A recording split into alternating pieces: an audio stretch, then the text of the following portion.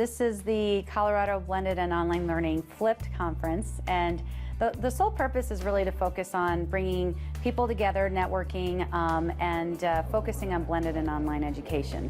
There are other conferences that focus on ed tech, or other conferences that are out of the state, which most people can't attend for funding reasons, or they just don't have the ability to go. And so we decided to take what was best in the nation and bring it to Colorado. So we have the national experts and the local experts here sharing out. The attending and participating in the Colorado Blended and Online Learning Flipped Conference has been extraordinary. It's been an awesome opportunity for me. I've learned a lot about what's happening on the innovative landscape in the state of Colorado, and sometimes you don't really have a concept of sort of the large-scale approach until you're in the thick of it. And this was an excellent opportunity for me to find myself surrounded by educators from the state of Colorado everywhere I turned, and also to ensure that I understood the great ways in which you can bring a group of people together and infuse it with vendors who could potentially assist them in their charge in implementing these great innovative practices, and seeing the ways in which we can share information and interact with each other. That is a learning exchange, and there's a heightened level of respect there for moving forward in a fashion that is clearly disruptive, that's clearly non-traditional, that's clearly envelope pushing, and that everyone is on the same page, right? It decreases any apprehension around whether or not you're going to say something that someone's going to go, oh, right? You know that you're in the midst of like minds, and so bringing folks together in this fashion has been tremendously fulfilling for me, and I'm very happy to have been here. We did accomplish what we were looking for and then some. We really were just trying to get people together, bringing, again, people from the national level and the local level to come together, share what they've done, best practice, what's going out, what's out there, what are the trends, what's happening, and where are we in Colorado, where are we positioned. And what I've been hearing is that people are not only learning that, but they are wanting to expand this beyond the conference. And they're very excited that the conference actually was something that they could partake in, that even if they were an online school or a blended program, that they appreciated everything across the board, and that they had options this year. The choices that they had, they really appreciated, and they are already talking about looking forward to next year. Well, we enjoy coming to an event like this, the opportunity to speak with both practitioners who are out in the field every day doing great things, whether it be principals, teachers, or district level staff, and also being with folks who help support their work, like the Learning Council is a great opportunity. And I also enjoy being with other vendors to get to see the latest, the greatest, hear what they're talking about, and it's a wonderful environment to be in.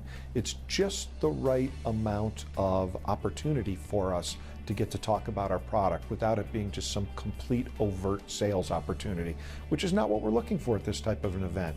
We're looking for the opportunity to connect with others, make those connections, and then come back at a later time to talk more in depth. Some of the sessions that I was able to watch and that I heard, the Twitter sphere was going like crazy. So, starting with Susan Patrick's welcome address, the keynote, people were inspired.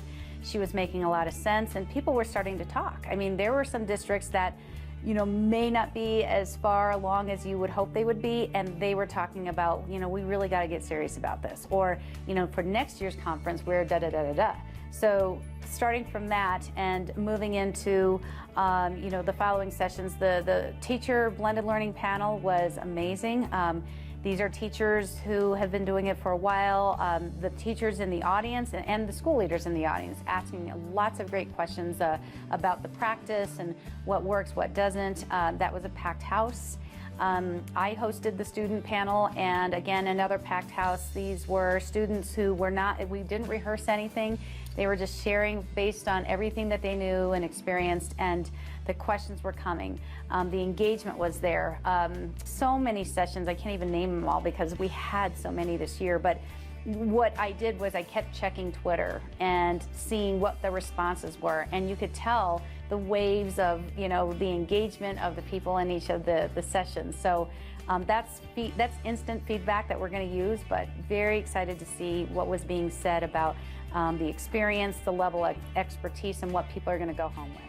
popped in on all the sessions all day so I could take pictures and look and see, you know, where people were congregating, where they were being choosing to be, and they were packed houses. They were standing room only. So what I would love to see is that the conversation not only is spurred amongst schools and district leaders with each other, crossing districts across the state, but that there's actually action that is moving towards how are we going to implement blended learning? You know, how are we going to have discussions around personalized learning and competency-based learning? So if those discussions are happening, taking it to the next level and actually taking some action would be, you know, would meet, hopefully, you know, everyone's expectations that are here hosting this, and hopefully also continuing that conversation. So, you know, we've created spaces for that to happen.